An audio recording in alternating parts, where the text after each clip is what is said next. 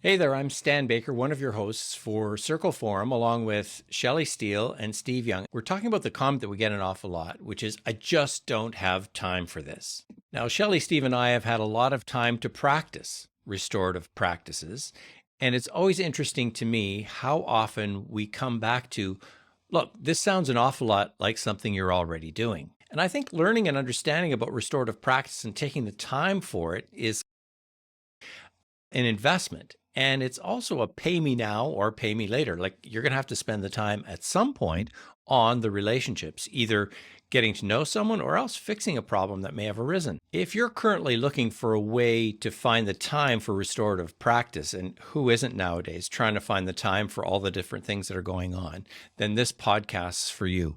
This episode will give you some simple steps of things that you can do that you can just integrate into your day, not as something that you add on. Some of the main topics that we'll be talking about include how to intentionally focus your time restoratively on developing those relationships with the adults, how to train other leaders. At the end of the episode, be sure to visit our website, www.restorative.ca. Check us out or subscribe on YouTube, Circle Forum. Now let's head over to this conversation with Shelley, Steve, and me, Stan.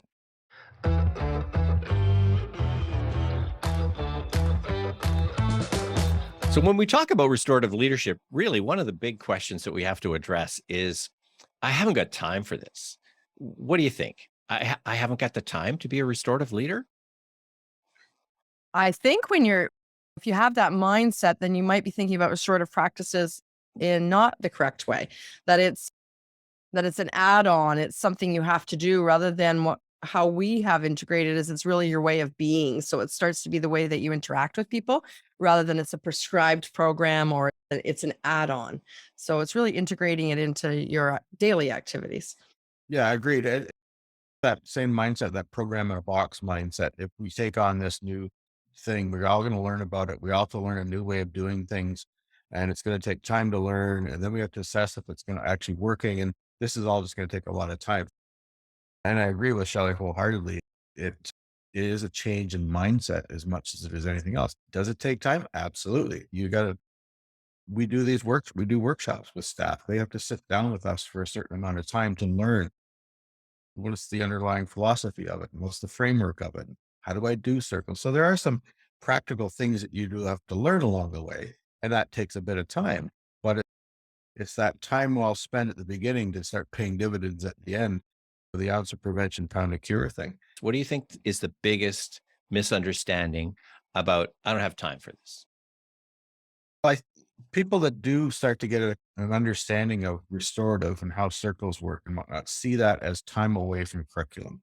So I don't have time. So from a teacher's standpoint, depending on where they are and what pressure they've got to achieve curriculum goals, and that all varies from kindergarten all up to grade 12. They see it as taking away from curriculum time, and I don't have time to take away from curriculum time. I can barely get the curriculum covered now, so I can't take away from that. And so they see that as a time waster or time eater. And some people actually wholeheartedly love restorative circles and practices. And I think this is great for my class, but I still don't have the time to do it as much as I want to do. So they're struggling with that. And so I can see that piece from a teacher standpoint. Many people are already operating in a very restorative way. They don't realize it. And so to be purposeful about what you're doing and understanding the impact of your words and your action will go a long way. And that's where the training helps. And we often hear that, oh, I already do that. But you might just need this little tweak to it. Or as I said, understanding the impact of asking a question in that way versus this way goes a long way. So it's really enhancing perhaps what you're already doing, that it isn't always new for people.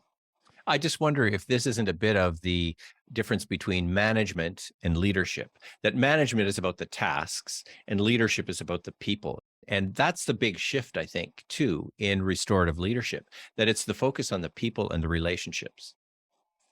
Yeah. And from an administrator's point of view, a school principal or vice principal, or even a superintendent who's got a huge number of family of schools with principals they look after, they're looking at how do I work with those and interact with those people now that might be differently than from a management standpoint. Send out a bunch of memos and expect people to do it versus a restorative thing might I see a lot of superintendents in my day when I first became a principal would be in the schools. They would come in, they sit and talk with you, and they get to know you. They're very busy now. The last 3 months I was in school, the superintendent came in once in 3 months, and it was just a quick flyby. Hey, I was in the neighborhood. I thought I'd pop in and see how everything's going. That's because you were doing well, Steve. Yeah, could be. So there is a difference in how it is, but I think a restorative leader spends time with the people that they are working with and leading, as opposed to simply that they will sit in the office and send out memos and emails and expect things to happen. So hopefully this is why people got into leadership in the first place, is to be able to work with, and it's leading people, isn't it? That's really, I love the word you used because I come back to it again and again, intention, right? That you Right. take your intent, that your day be intentionally focused on individuals, and that rather than getting that report done, which still needs to get done during the day at school, principals they're running around like this hamster wheel at school, right? Like it's never ending. So let's get some specifics. How do you slow that hamster wheel down or get off of it as a restorative leader? I think it's just if you are operating that way where you're just going from one fire or one incident to another, you won't start to build other leaders and you won't be in a leadership type position. You're just putting out fires. And really what you want to do is encourage others to be able to manage some of those things. And so it's taking that step back. And as we've talked in restorative practices, really just asking a couple of key questions helps people to take on those kind of responsibilities or understand the potential or the leadership skills that they have in there. So rather than solving the issue for them, or that then allows you more time to be doing some of the other things you need to do as a leader. So what's a question that comes up for you that a restorative leader could use? Just a practical one, right? Yeah.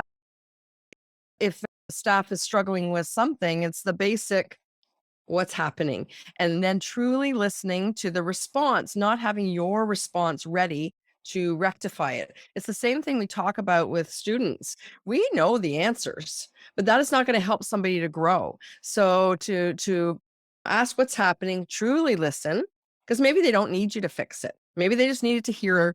And often when people speak the words, they solve it as well. Or they're like, okay, I got the next steps and I'm moving on. And now you can move on to other things as a leader. That's the old authoritarian. I can fix this for you. Here's what you need to do. And that's not necessarily what people want to hear. As opposed to restorative leaders, how can I help you at the end of after you Right. listen, you understand what's been happening. I've heard what's happening. I understand you. Now, how can I help you? What can I do to support you? And if you think of the social discipline window, that's one of the axes, that high level of support. Offer your support. Don't say, here's what I'm going to do for you. What can I do for you? You tell me what you need and I'll help you with that.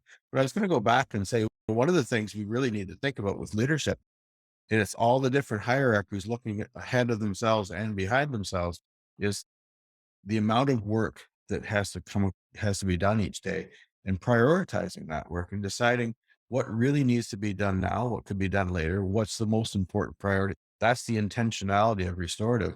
And what I used to try and be out in front of the school every morning as the kids were arriving. That was important to me. And if other than an extreme emergency phone call, I was in front of the school. So if parents came in wanting to see me first thing in the morning, they went to the office. The secretary would say, he's outside. He'll be back in 5 or 10 minutes. They're not going to call me in because a parent happened to be there. So that was my intentional way of meeting and greeting students every day. And so you have to decide, what else could I be doing? I could have been doing paperwork at that time, sitting in my office. I could have been doing a lot of other things, but that wasn't important as being out in front of the school and meeting and greeting. So it's intentionality, but it's also prioritization. And then from the other standpoint, as a leader, handing things back down to the next level, which is teachers, is being that filter. What is important for them to do? What don't they really need to do? And what can I do so that they can take it off their plates? Hopefully a superintendent's doing the same thing as that's filtering down to their principal. What really needs to happen? Do we really need to do this now or not? Or do we even have to do it at all? Yeah, it's an interesting, fun thing to do. Maybe let's not do it. We're too busy. It's interesting you said that, Steve, about getting out in front of the school. We had an opportunity in the school where I was a principal to put air conditioning in the school. And So the people in charge of putting the air conditioning in, the guy who was in charge of that said, I got the air conditioning in the whole building except in your office. And I said, what? Come on. I need air conditioning in my office. He said, nope. I want you out in the school. That's where it's cool. That's where you've got to be. So Oh. it was a way of getting me out. But it's that idea of you can't just hide in the office. You got to be out there connecting with people. So I love the question that you're asking, Shelley, and getting out in front of the school, having that kind of routine. What other real practical suggestions can we make that could easily become part of somebody's day? Because you said at the beginning, Shelley, too, this is not an add-on. This is integrated into what you do as a restorative leader. What are some practical things that can help me be restorative through the day? I think if you, and this wouldn't be just on a day by day basis, although it could build into your day, is that to engage in a fair process. And we really haven't talked about this time as much, but we've talked about it before, as much as possible. Because we know when people have a voice and they understand what's happening, they're going to move along with the things that need to happen in a school. And the other thing about being a leader is we really have to remember our job is to begin to create other leaders. There has to be people that come after us. And so you need to give that opportunity. And that is part of your job as a leader, not just to dole out tasks and make sure things are done. It's to create the opportunity for other people to rise up and learn leadership. Yeah, and I would say model the skills and use the skills and the practices yourself. If as a leader of a school to say to your staff, restorative practice is important. We all need to start doing this, and then not do it yourself is a problem. So you've got to really show, because we talked about how kids watch how teachers act. They see those examples. Your staff does the same with you. How you talk to other staff, how you talk to parents in the hallway, how you talk to that modeling of the communication, the restorative communication piece. So you've got to walk the walk yourself. And sometimes that's hard because there's things going on, but you really got to show that you believe in it enough that you're going to do it yourself too. And as Shelley said, the conversations you have with teachers if there's been a problem, if they need support, they need help, if you're listening in a restorative manner, they're going to understand that you're there to support them and you're on that in that with box in the social discipline window. Now, as leaders, we don't often get a lot of positive feedback. We're dealing with a lot of the stuff that's not going well. But Steve, in your role as a principal, are there things that people have said to you where it sounds like they understand that you're a restorative leader, where they've said, hey, this is different about what you're doing. This is helpful about what you're doing. This is any comments or stories that come to mind or things that people said to you? There's a few, and I don't know that people necessarily knew that it was restorative or attributed to restorative practices, but I had comments over the years from a number of people. One I've talked about with a superintendent who came into a school that I was after a couple of years of us working away at restorative works and just wondering where all the kids were because we were walking down the hall. He said, "Are they in an assembly?" And I said, "No, they're all in their classrooms."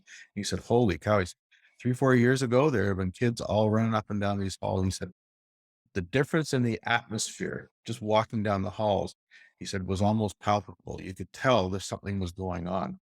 And I take that as a compliment. And I said, a lot of people have done a lot of hard work to get here. But that comment in itself, someone who had been in the school previously and now came back to it and noticed a vast difference in the climate and the attitude, that's a positive. I've had parents comment, one parent, and for the life of me, I can't remember his name, but I went from one school to another and I happened to switch schools and his kids switched to that new school. And he came in the office one day because something had happened to his kid in class or whatnot. And he was angry and his voice was raised. And he wanted to talk to the principal. And so I walked out of my office and he saw that it was me. And of course, we'd had a bit of a history, but at the previous school, he says, "You're the principal here?" And I said, "Yeah." I said, "I just came over here." He says, "As long as you're here, everything will be fine." And he walked out. Wow. And I never heard from him again because I had dealt with his children at the previous school in a manner that something that he approved of and he liked. And so just knowing that I was at this new school, his comment was, "Things will be fine. You're here." I take that as a positive. The secretary looked at me like, "Holy cow, what did you do at your other school?" Yeah. And show You up. better watch. I'm going to turn this restorative stuff on you, secretary. Yeah. Those are little things that stand out in my mind. And it's funny, as soon as you asked the question, I said, we don't usually hear about, as a principal, how marvelous things we've done until we retire or we move schools and have a going away party. Yeah. But occasionally those little pieces come along, because that's not why we do it, but it's always nice. Shelley, have you heard any that way for yourself? Yes, I think when I hear words used like approachable, problem solving, those kind of things, that tells me I'm on the right route. The fact that people can approach you at difficult times tells me that I've built the rapport and the relationship prior to that. My kids used to say, of course, I didn't know I was being a restorative parent, but my kids used to say to me, just tell me the answer, because they just wanted you to solve it. But that is not the way people grow. They need to have support to try out different answers and different things. But so I guess I was being restorative even before I was being a leader. I had somebody come to me after a week or two after having a conversation, and I don't even recall what kind of role it was. I think it was a colleague, actually, and they were very upset, and there was a lot of emotion and stuff like that, and I didn't know what the solution was. I didn't offer any solutions, and I saw the person a week or two later, and they just said, "Oh, thank you so much." I said, "I didn't do anything. I listened to the words. I just listened." She said, "That made so much difference to me, Yes. just listening." And often that's all it takes, just listening and knowing the other person, knowing that they've been heard. And to me, that is a really big part of restorative leadership. That brings to mind, Stan, is having the belief in people that they can solve it with support. So the just listening gave that person that opportunity to solve it themselves. And that is a huge piece where you operate from. If you can believe that people are able to do this, then they can with support. And the last word, who gets the last word today? I'll jump in because I know Shelley likes to, but she just had the second last. No, I would say from a leadership standpoint, and again, I go back to there's all different levels of leadership. And even as a teacher in a classroom, you are a leader. You could be amongst the other people in your division or whatever. You may have a lot more experience. And so therefore people see you as a leader. Is really having a finger on the pulse, we used to say. Read the room, all those kind of sayings that we have, really see where people are at. And if you know people very well, if they're having a good day or a bad day, if you know your staff very well as a principal, and you're starting to see a lot of stress and a lot of people just not doing, that's not the time to introduce, hey, guess what? Another new project coming down the line. I need 5 volunteers. So it's really reading the room and knowing your people. And I would say from a superintendent's point, the same thing. And sometimes you have to ask the question, how's everybody feeling about this? And is this really the best time? And really working with your people so that you can get the best out of them at the most opportune time.